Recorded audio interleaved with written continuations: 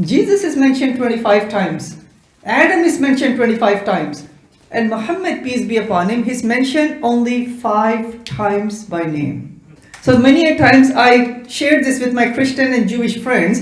If the Quran was coming from the mind of Muhammad, peace be upon him, why didn't he mention himself the most? Why somebody else, a prophet who came 3,000 years before his time?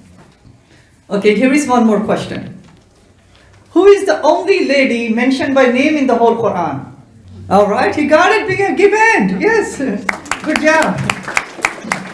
Was that your answer too? Yeah. All right, very good. Learning from him. Yeah, like telepathy, Yeah. right? That's what I thought. Can you imagine? Not the name of Muhammad, peace be upon him's wife, mother, daughter, believing ladies of that time. No, none of them are mentioned by name. But a lady, quote unquote, a Jewish lady who came 600 years before him, and he never met her. She's mentioned 32 times in the Quran with honor and respect and prestige, and 18 times in the New Testament, by the way. All right. So in fact, there is a passage in the Quran, chapter number 3, verse number 42. Chapter 3, verse number 42, in which God is saying, so an angel was sent to Mary, and this angel is saying to Mary, "Oh Mary, God has chosen you, and God has purified you, and God has chosen you and honored you above all the ladies." So that is the honor, the respect that Mary has in Islam. In fact, when it comes to Jesus, there are many miracles mentioned about Jesus in the Quran which are also not there in the New Testament, by the way. When Mary as a virgin, when she became pregnant and she delivered the baby, she brought the baby to her people.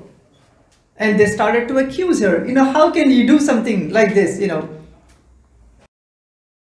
And all, they started to accuse and started to call the names. So at that time, Mary, she was silent. There was no DNA test, right? No scientific test that she can say, this is a miracle. But at that time, baby Jesus, who was 1 day old, he started to speak. So this is there in the Quran, chapter 19, verse number 30. And Jesus, he said, you want to know, baby, what does the baby say, right? No, it was not change my diapers. Right? So baby Jesus, this is what he said. This is the translation. That I am a servant of God. God has appointed me to be a prophet and has given me a book and has honored me to respect my mothers and to pray and to give charity as long as I live. So those were the very first words of Jesus mentioned in the Quran as a miracle. Then other miracles of Jesus are mentioned in the Quran in many passages scattered all over the Quran. That he healed the lepers, the blind, the sick. That he gave life to the dead. So what exactly is Islam? I will give you 4 points, right? And in between the 4 points, if you have questions, you can raise your hand. You don't have to table the questions until, end of the presentation. So the very first, the most important concept in Islam is the absolute oneness of God.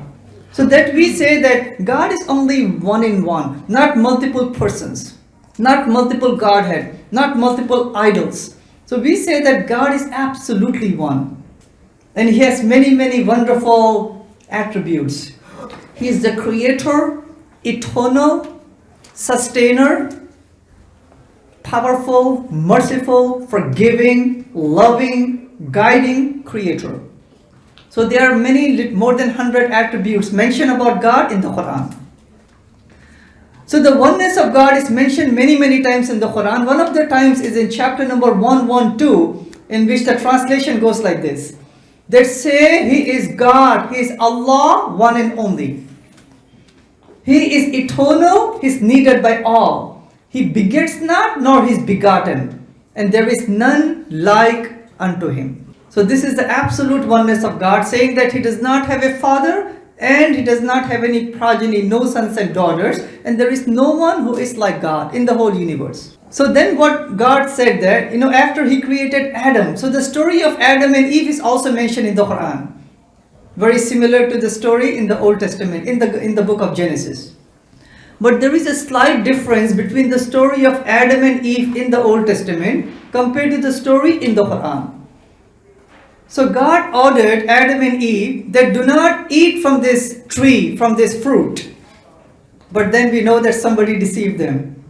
And they committed the sin. So according to the Bible, who committed the very first sin? Eve, right? So the slight difference between Adam and Eve is that, between the Quranic and the biblical version, is that according to the Quran, both equally, Adam and Eve, they committed the very first sin. Equally.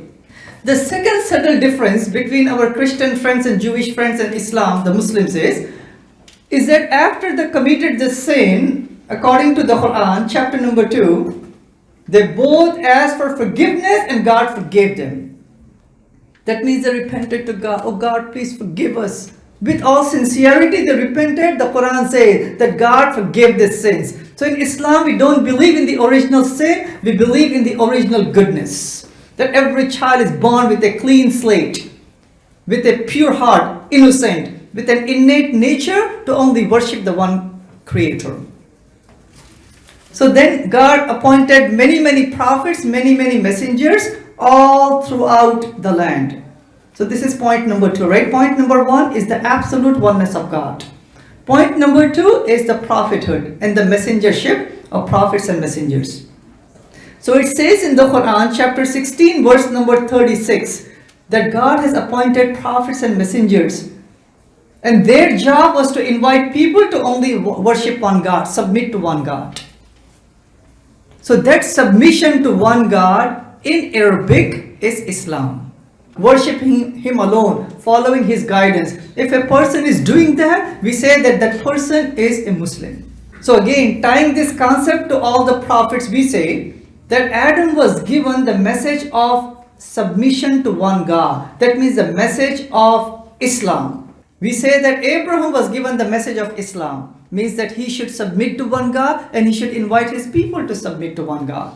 Noah and Abraham and Moses and Solomon and David and Ishmael and Isaac and Jesus and Muhammad, peace be upon all of them, we say they came with that same message.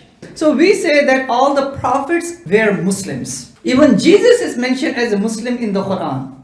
So that's concept number 2, the concept of prophethood. Concept number 3 would be that humanity, we need guidance. The creation, we need guidance. So God has given many scriptures in the past.